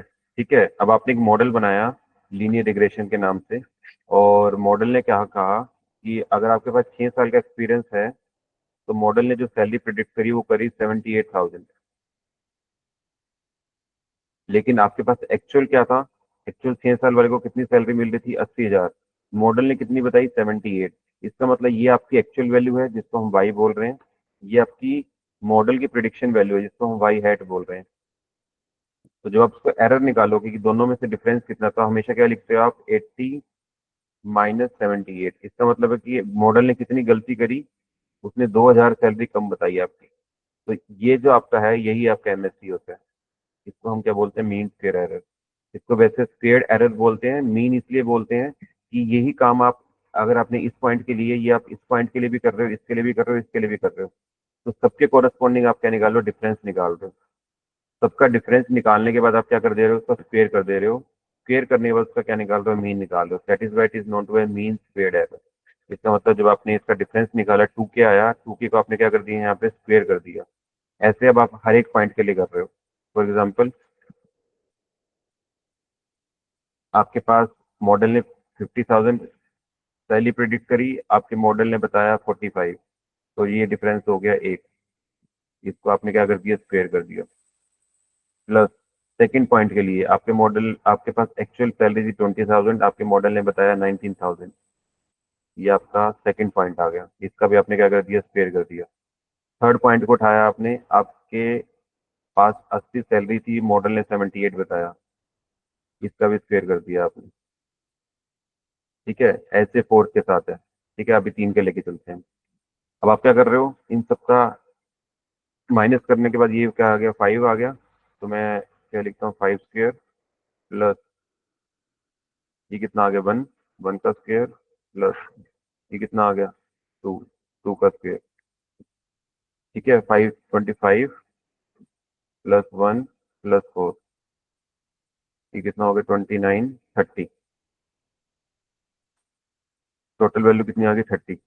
ये आपकी आ गई स्क्वेयर्ड वैल्यू। अब मीन वैल्यू क्या है, मीन का मतलब है कि आप इस सारे को स्क्वेयर करने के बाद इसका क्या कर दे रहे हो, मीन निकालते हो। इसका मतलब मीन का मतलब इसको पूरे को मैं 3 से डिवाइड कर दूँ। इसका मतलब जो 30 आया आपका पास, 30 डिवाइडेड बाय क्या कर दूँ मैं, 3 कर दूँ, तो आंसर वुड बी 10।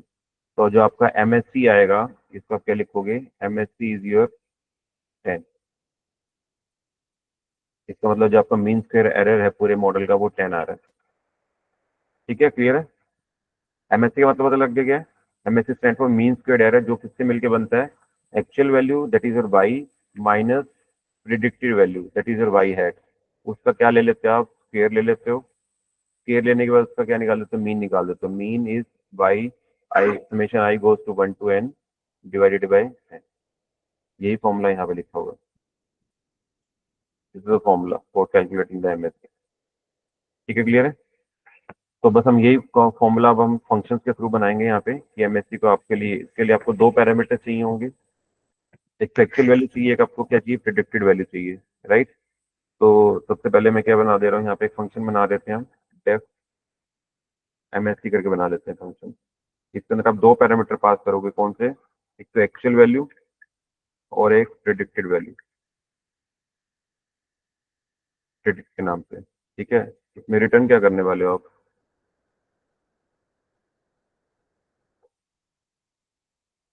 रिटर्न क्या करोगे, आप रिटर्न क्या करना है, ये फॉर्मूला रिटर्न करना है। फॉर्मूले में सबसे पहले आप क्या निकाल रहे हो, actual minus minus predicted value का आप डिफरेंस निकाल रहे हो। उसके बाद आप क्या कर रहे हो, इस सारे का क्या कर रहे हो, स्क्वेयर कर दे रहे हो। स्क्वेयर करने के लिए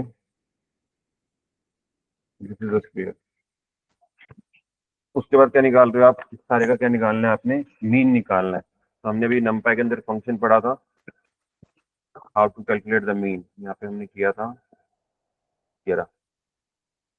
तो उसके लिए हम कौन सा यूज करेंगे? एनपी डॉट मीन यूज करेंगे। मैं क्या कर रहा हूँ यहाँ पे, इस पूरे का मीन निकाल दे रहे हैं। तो यहाँ क्या करेंगे? NP dot mean. समझ में आया? नाउ अब आपको पहले इसमें एक्चुअल वैल्यू जनरेट करनी है। मैं दो एरे बना लेता हूँ एक्चुअल के नाम से। इसके अंदर मैं वैल्यू जनरेट करा लेता हूँ NP dot random value, random dot random 10 value ले लेते हैं। सिमिलरली प्रिडिक्टेड के अंदर भी ले लेते हैं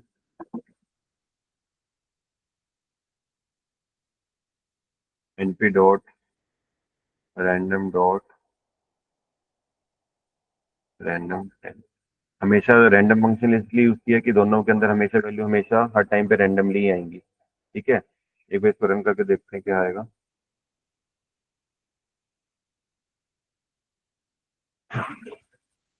now will call the function MSc के नाम से। इसके अंदर दो दो पैरामीटर जो हमने पास किया, that is actual comma predicted.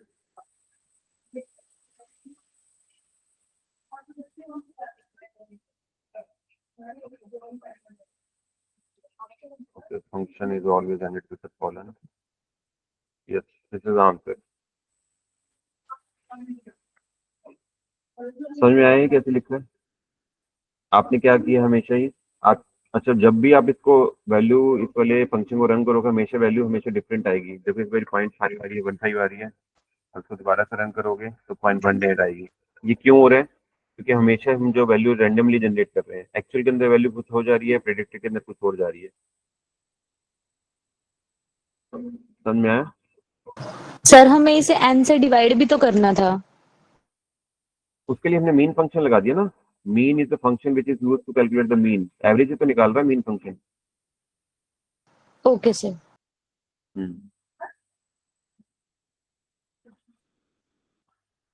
समझ में आया?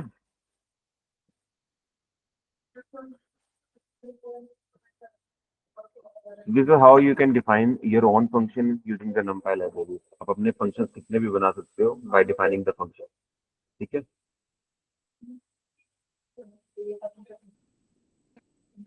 Now next is your working with the missing value. आपके पास बहुत सारे डेटा सेट ऐसे मिलेंगे जहाँ पे आपके पास वैल्यू मिसिंग होंगी।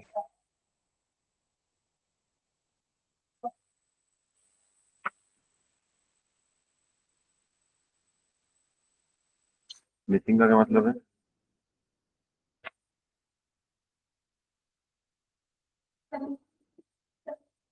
कि आपके पास डेटा सेट ऐसा होगा कि आपके पास एज कॉलम होगा। ठीक है, उसके अंदर वैल्यूज होंगी 15, 18, 20। यहाँ पे एक वैल्यू मिसिंग होगी, इसको हम नैन वैल्यू बोलते हैं, NaN। और फिर 16, 20, 19 इस तरह का होगा। तो जब भी आपके डेटा सेट के अंदर कोई भी वैल्यू ऐसी होगी जहाँ पे आपके पास कुछ भी वैल्यू नैन वैल्यू है, समझ नैन का मतलब कुछ भी नहीं है वहाँ पे, तो आपके पास दो तरीके हैं, या तो उस पर्टिकुलर पूरी रो को रिमूव कर दो वहां से। ठीक है, तो हट जाएगी वो नैन वैल्यू वहाँ पे। और अगर आपको पहले तो सबसे पहले तो ये निकालना कि आपके डेटा सेट के अंदर नैन वैल्यू है या नहीं है, पहले तो ये कैसे देखोगे? तो उसको आपको देखने के लिए you will use the number function as a nan function. वो कैसे आप यूज करोगे?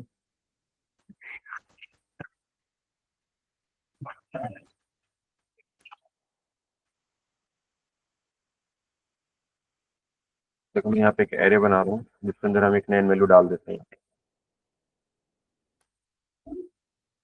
Equal to np dot array 1, 2, 3, np dot nan, 8.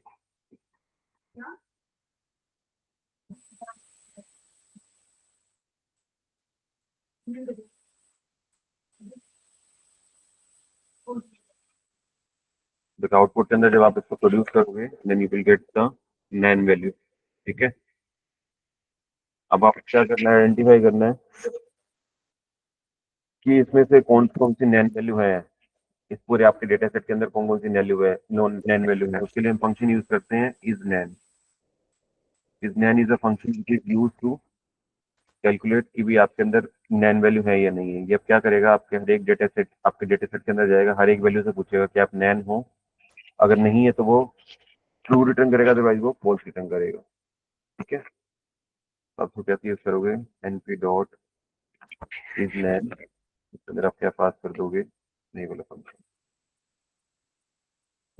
देखो अब इसने क्या किया, नैन फंक्शन ने हर एक वैल्यू के पास गया, उसने उससे पूछा कि आप नैन वैल्यू हो, तो कहेगा कि मैं नैन वैल्यू नहीं हूँ, तो वहाँ पे फॉल्स रिटर्न करेगा।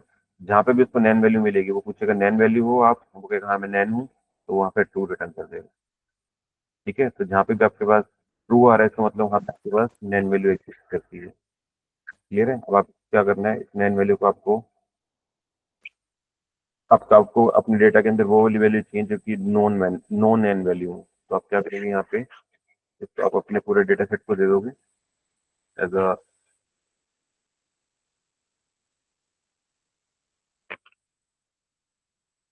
यहाँ से आपको क्या पता लग गया कि आपके अंदर से नैन वैल्यू है, और अब आपको वो वाला चाहिए नंबर जिसमें नैन वैल्यू नहीं हो। ये वो वाला रिटर्न किया उसने, इसके अंदर नैन वैल्यू है, तो इसके लिए हम क्या कहते हैं, नॉन वैल्यू के लिए मैं यहाँ पे एक साइन लगा देता हूँ जिसके अंदर नोट साइन बोलते हैं इसको हम, जो अपोजिट वर्क करता है।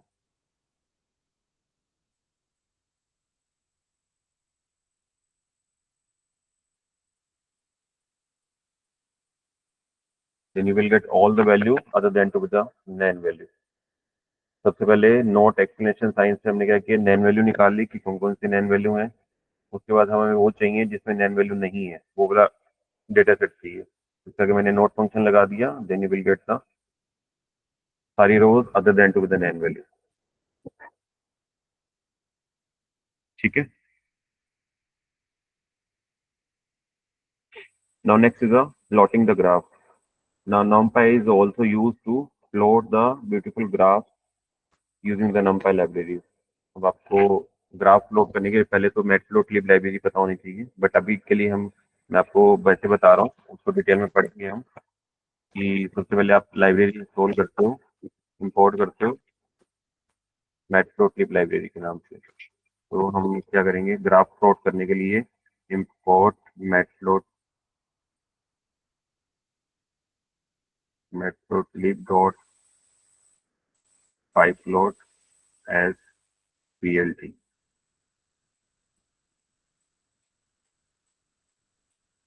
ठीक है, अब हम क्या कर रहे हैं, हम ग्राफ ड्रॉ करेंगे X is equal to Y का।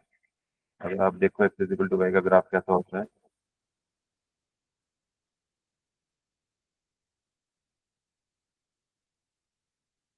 एक स्ट्रेट लाइन होती है जो ओरिजिन से पास हो रही होती है। ठीक है, इस तरह का ग्राफ हम बनाएंगे इसके अंदर। तो सबसे पहले मैं क्या लेता हूँ, एक एक्स एरे क्रिएट कर लेता हूँ अपना नमपाई के हेल्प से, np डॉट, मैं यहाँ पे लिनस्पेस यूज कर रहा हूँ क्योंकि मेरे को यहाँ पे वैल्यू चाहिए ग्राफिकल के लिए। मैं -10 से लेके 10 तक की बीच की 100 वैल्यू जनरेट कर लेता हूँ। लिनस्पेस फंक्शन याद है सबको, हमने यहाँ पे पढ़ा था, जो इक्वल डिस्टेंस के ऊपर आपके नंबर्स क्रिएट कर रहा था।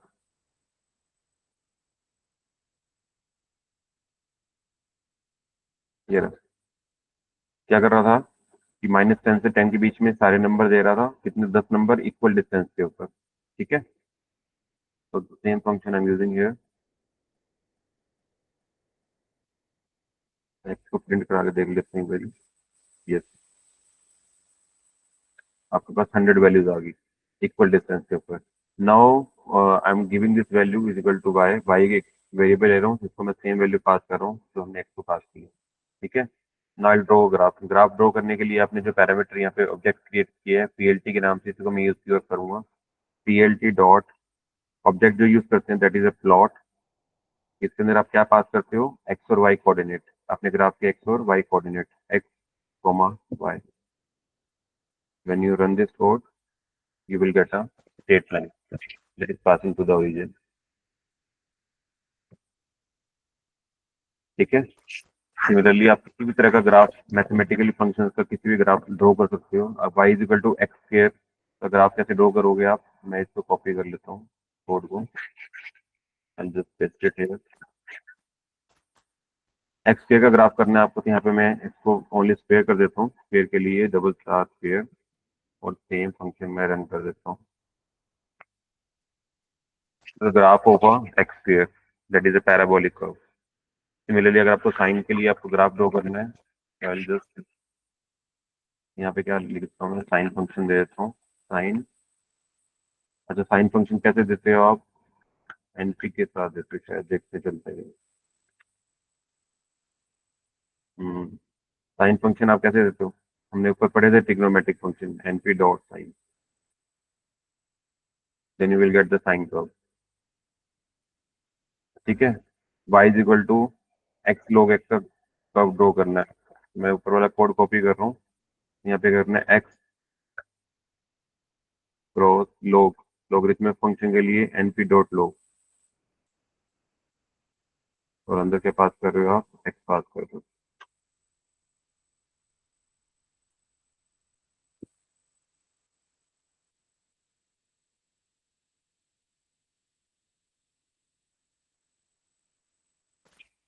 लॉग के लिए हम फंक्शन यूज करते हैं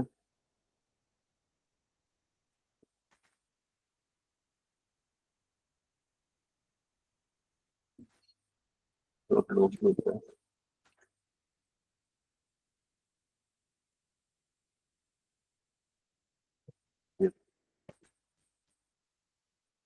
this is a logarithmic function graph। Again sigmoid function का ग्राफ जो हमने देखा था यहाँ पे,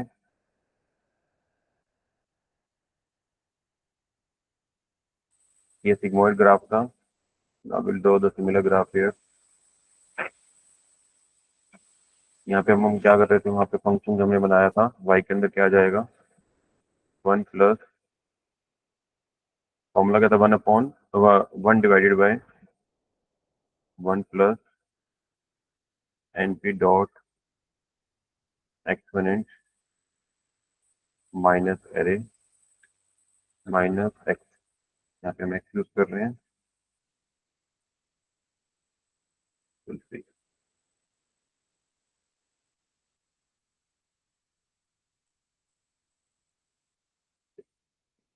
सिग्मॉइड कर्व, ये सिमिलर वही ग्राफ है जो हमने यहाँ पे देखा अभी सिग्मॉइड का। This is this shape. ठीक है। तो you can draw any graph using the numpy library. किसी भी मैथमेटिकल फंक्शन का अगर आप ग्राफ बनाना चाहो तो you can plot directly.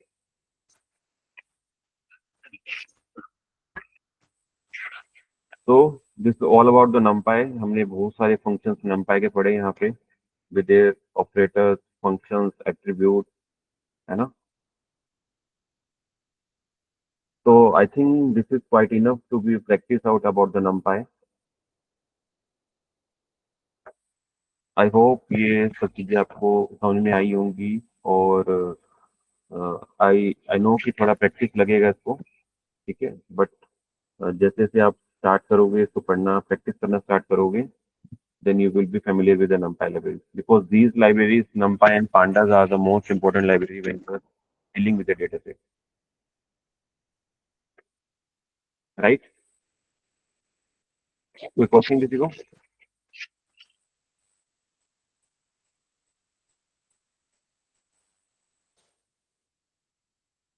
I hope this is clear to all. मैं ये जो वर्कबुक है जो हमने बनाई है, मैं शेयर कर दूंगा ग्रुप में एज इट इज। ठीक है, यहाँ से डाउनलोड करके ग्रुप में शेयर कर दूंगा।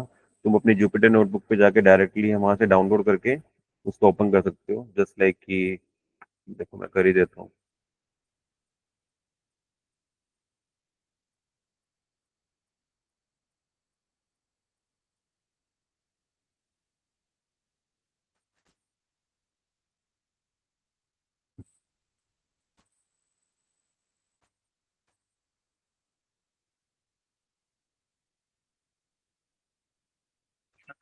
ये फाइल मैंने शेयर कर दिया तुम्हारे साथ।